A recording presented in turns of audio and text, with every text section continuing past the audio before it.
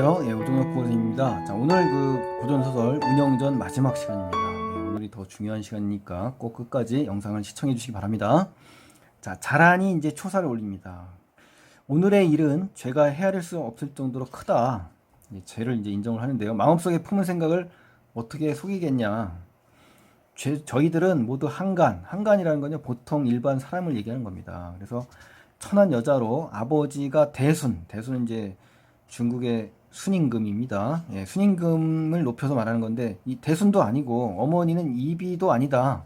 이비는 이제 순임금의 두 아내입니다. 이 아황과 여영이라는 인물이에요. 두 명의 비라는 얘기예요. 그러니 남녀의 정욕이 어찌 유독 저희들에게만 없겠나이까.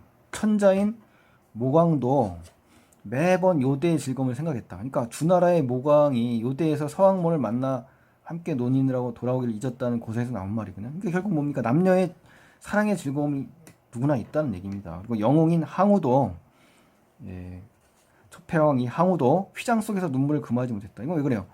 항우가 해하 전투에서 한나라 군사에게 포위당했을 때 이 해하가라는 노래를 지어가지고 이 부인 우미인과 함께 부르면서 눈물을 흘리는 그 장면입니다. 그래서 주군께서 어찌 운영만이 유독 운우지정, 자, 운우지정은 남녀간의 정교를 의미하는 겁니다. 남녀간의 사랑이라고 생각하시면 돼요. 그래서 김생은 곧 우리 세대의 가장 단정하고 아담한 선비입니다.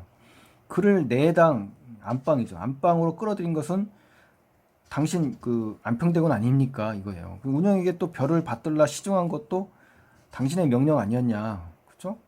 운영은 오래도록 깊은 궁궐에 갇혀있는 아이였다. 근데 가을 달과 봄꽃에 매번 성정, 타고난 이 천성, 마음씨를 잃었고 오동잎에 떨어진 밤비에는 애가 끊어지는 듯 고통스러웠다. 그러다가 호남이라는 건 이제 아주 기풍이 있고 남성다움에 풍채가 좋은 그런 꽃미남을 의미합니다. 이런 남자를 한번 보고서 마음을 잃어버린 거예요. 정신도 잃고. 그래서 마침내 그 상사병이겠죠.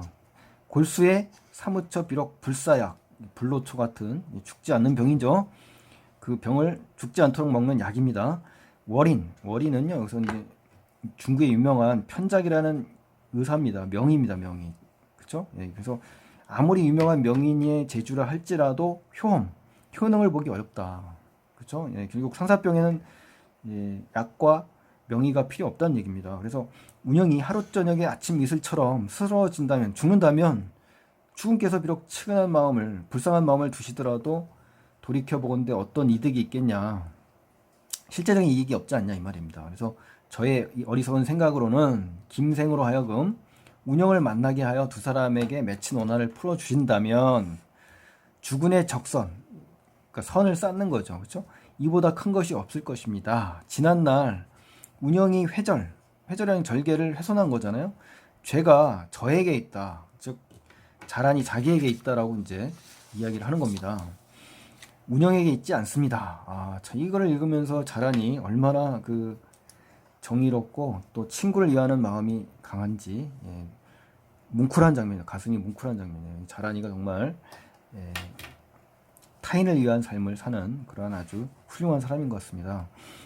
그러면서 뭐라고 해요? 저의 이 한마디 말은 위로는 주군을 속이지 않는 것이고 아래로는 동료를 저버리지 않는 것이니 오늘이 제 죽음 또한 영광스럽습니다 하면서 운영을 목숨을 살려주세요라고 이야기를 하는 겁니다. 그랬더니 이제 세 번째 궁녀인 옥녀가 나오는 거예요. 옥녀, 그렇죠? 여기서는 네 번째 인물이네요, 그렇죠?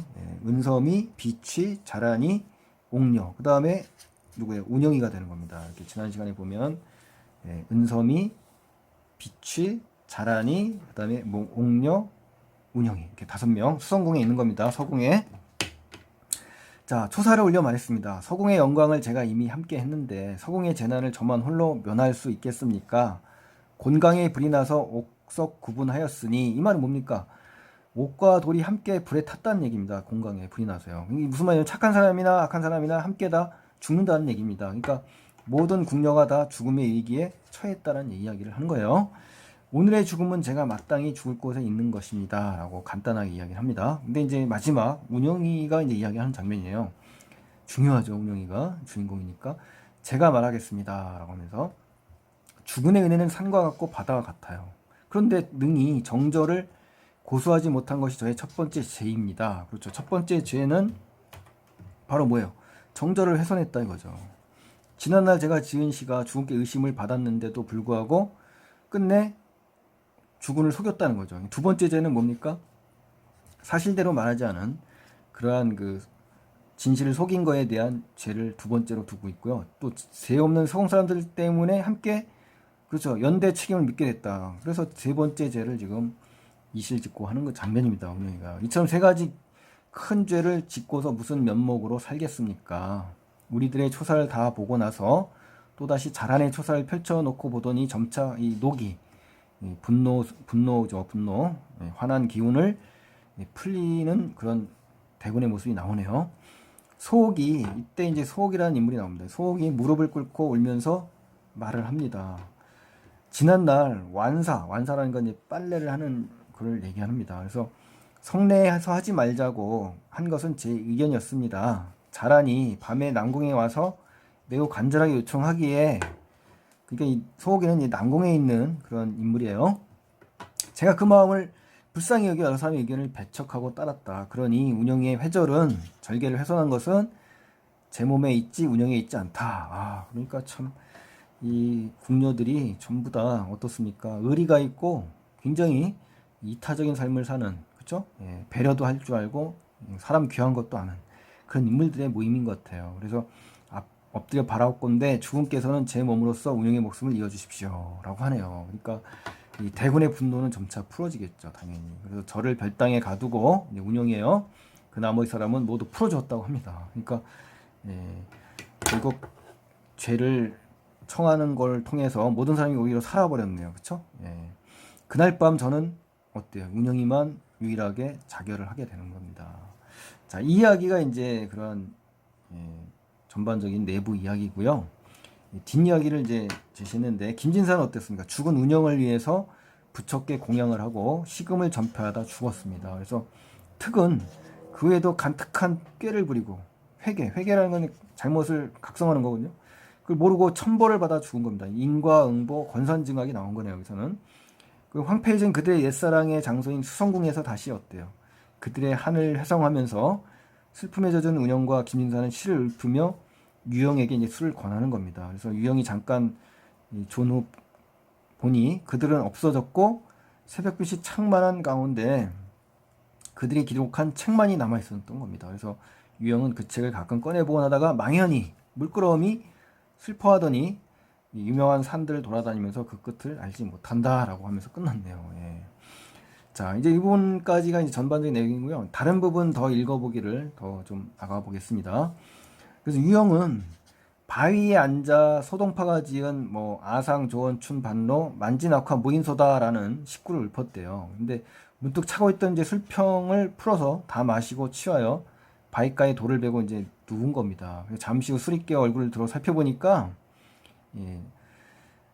술과 여자로 이제 세월을 보낸 사람 유객이라고 합니다. 이 유객은 다 흩어지고 없었던 거죠. 혼자 남은 거죠. 동산에 달이 떴고 연기는 버들가지를 포근히 감쌌고 바람은 꽃잎을 어루만지고 있었던 그런 배경이 나온 거고요. 그때 한 가닥 부드러운 말소리가 바람을 타고 들려왔던 겁니다. 그게 바로 뭐냐면 유영이 이상이 여기 일어나서 찾아가 봤더니 한 소년이 있었는데 절세미인 이게 여기 누굽니까? 김진사와 운영이 되는 겁니다. 그래서 마주 앉아 있다가 유영이 온 것을 보고 흔연히 아주 기쁘게 일어나서 이제 맞이한 겁니다. 기다린 건 아니지만 오는 것을 이제 인간 유형을 보고 반가이 여긴 거죠.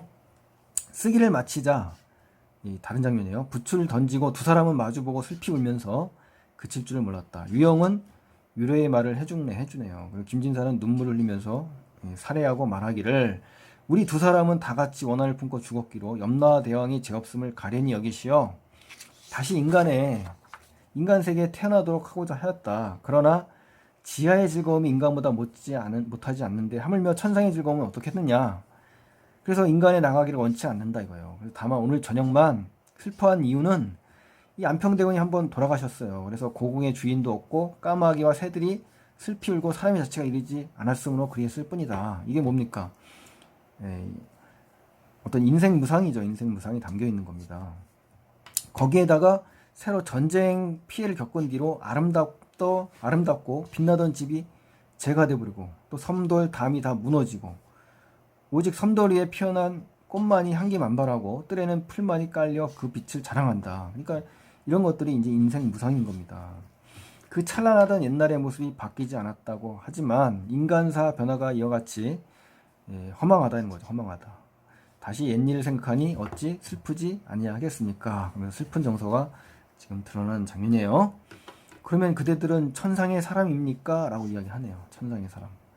그랬더니 우리 두 사람 몰래 천상 선인으로서 오래도록 옥황상제를 모셨다라고 하네요. 하루는 제가 반도는 이제 선경, 즉 신선세계에 있는 그 복숭아라는 얘기입니다. 그래서 이 따가지고 운용과 같이 먹다가 발각돼서 전세라는 건 이 세상에 다시 태어났다는 겁니다. 그래서 적하, 귀양 오게 된 거예요. 인간의 괴로움을 골고루 겪다가 이제 옥황상제 앞에 허물을 용서하사 삼천공으로 지금 올라가서 다시 옥황상제에 향안이라는 것은 제사 때 향로나 합을 올려놓는 상이에요.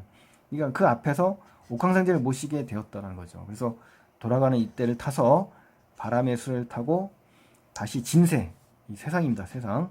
옛날 놀던 곳을 잠시 찾아와 보았다는 겁니다. 떠나기 전에. 하며 김진사가 말하고는 눈물을 흘리면서 운영의 손을 잡고 또 말했다고 합니다. 그래서 바다가 마르고 돌이 불에 탄 버린 우리들의 정은 사라지지 않을 것이고 오늘 저녁에 존군, 유영을 얘기하는 거죠. 서로 만나 이렇듯 따뜻한 정을 나누었으니 속세 인연이 없으면 어찌 얻을 수가 있겠냐.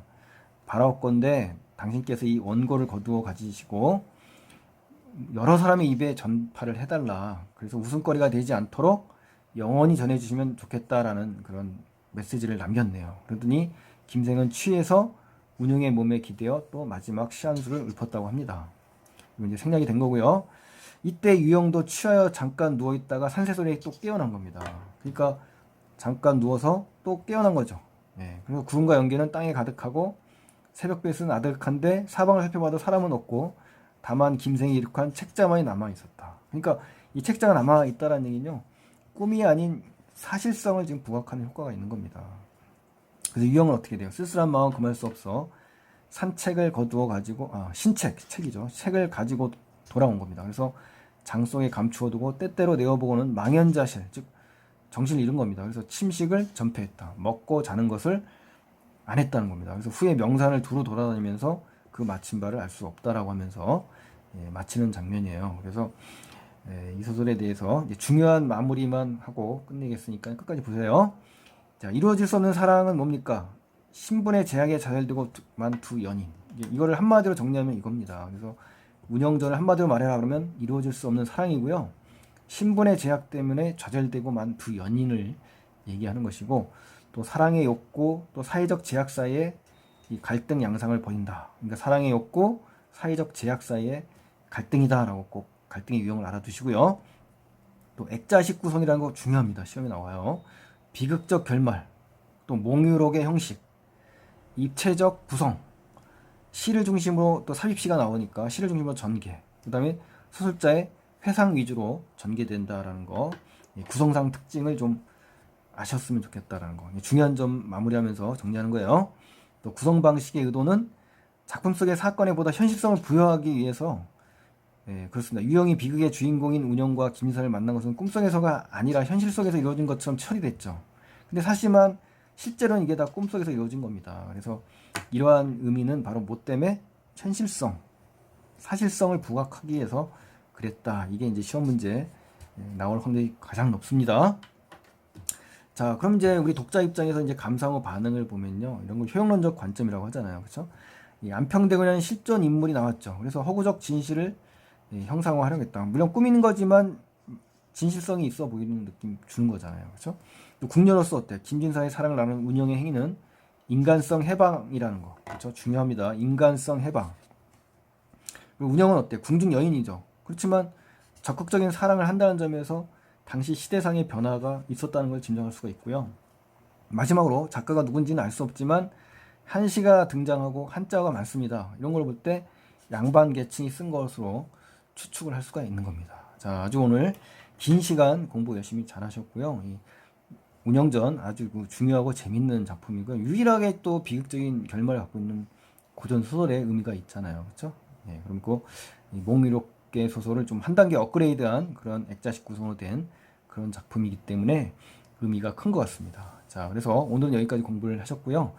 예, 도움이 되셨다면 구독 버튼 안 눌러주신 분 눌러주시고요. 좋아요 버튼 눌러주시면 정말 고맙겠습니다. 그럼 다음 시간에 뵙겠습니다. 고맙습니다.